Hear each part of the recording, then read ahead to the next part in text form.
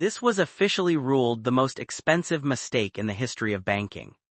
In a single afternoon, Citibank accidentally gave away $900 million of their own corporate cash to their biggest rivals. There was no malware, no blackmail, and no undercover heist. It happened because an employee clicked a single button on an ugly piece of software from the 1990s. But the real disaster started the next morning. When Citibank realized the error and begged for the money back, the hedge funds looked at the law, looked at their bank accounts, and legally told Citibank, no. If you accidentally wire the wrong person money, they have to pay you back. But when you are a multi-billion-dollar Wall Street titan, a bizarre 30-year-old legal loophole means that if you add too many zeros, the money belongs to whoever catches it. This is the story of how a terrible user interface completely broke a financial empire. To understand how this disaster unfolded, we have to look back to 2016. An iconic but heavily struggling American cosmetics brand named Revlon was drowning in debt. To stay afloat, they took out a massive $1.8 billion loan from a group of aggressive Wall Street hedge funds. Because managing hundreds of different lenders is an absolute logistical nightmare, Revlon hired Citibank to act as the middleman. Citibank's entire job was simple: collect the routine interest payments from Revlon and pass them along to the hedge funds. By August of 2020, the pandemic had pushed Revlon to the absolute brink. The company was staring down bankruptcy, and a brutal legal war broke out.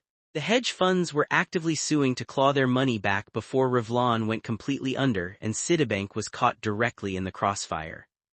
On August 11th, Revlon was scheduled to pay a routine interest payment to these lenders. The total interest owed across all the funds was exactly $7.8 million. That is the exact amount Citibank was supposed to send. But to process this payment, Citibank had to use a legacy software system from the 90s called FlexCube. Inside FlexCube, you couldn't just type in 7.8 million. Because of how the outdated system was structured, the operator actually had to input the entire principal loan amount of $900 million, and then manually check specific boxes to route the extra money back into Citibank's internal accounts, leaving only the interest to go out. The subcontractor processing the payment thought he did everything perfectly. To prevent the $900 million from leaving the bank, the software required him to check 3 specific boxes: front, fund, and principal. He checked front, he checked fund, but he completely missed the box labeled principal. Now a safety mechanism was supposed to catch this. A transaction of this magnitude had to pass through a 6-eye review process, meaning 3 different human beings had to look at the screen and verify it. The contractor approved it. A manager in India reviewed it and approved it. A senior director in New York looked at it and approved it. At 5 o'clock, the wire cleared. Instead of sending $7.8 million, Citibank accidentally wired $893 million of their own corporate capital. The next morning, Citibank realized the error and sent frantic, high-priority notices to the hedge funds, demanding they wire the money back immediately.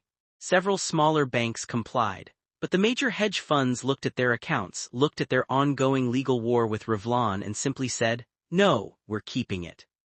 Citibank sued them immediately, confident that a judge would force them to return an obvious accident.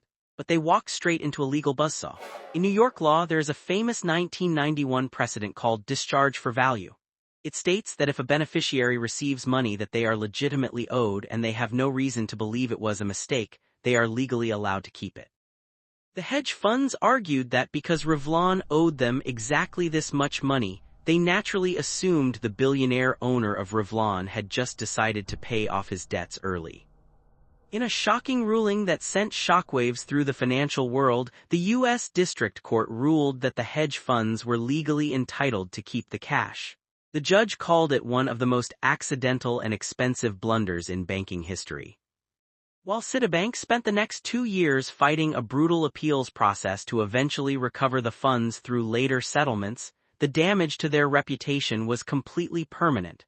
The incident forced Citibank to spend billions upgrading their legacy IT systems.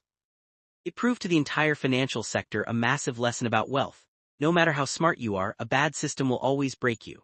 If your personal budget or your business finances rely on you manually remembering to check the right boxes every month, you're running a Citibank-level risk with your own net worth. Build automated systems, read the fine print, and never assume your money is safe just because it's behind a big corporate name. If you want to understand how the world's largest companies fall apart from the inside out, hit that subscribe button. We're breaking down the next massive corporate collapse next week. See you then.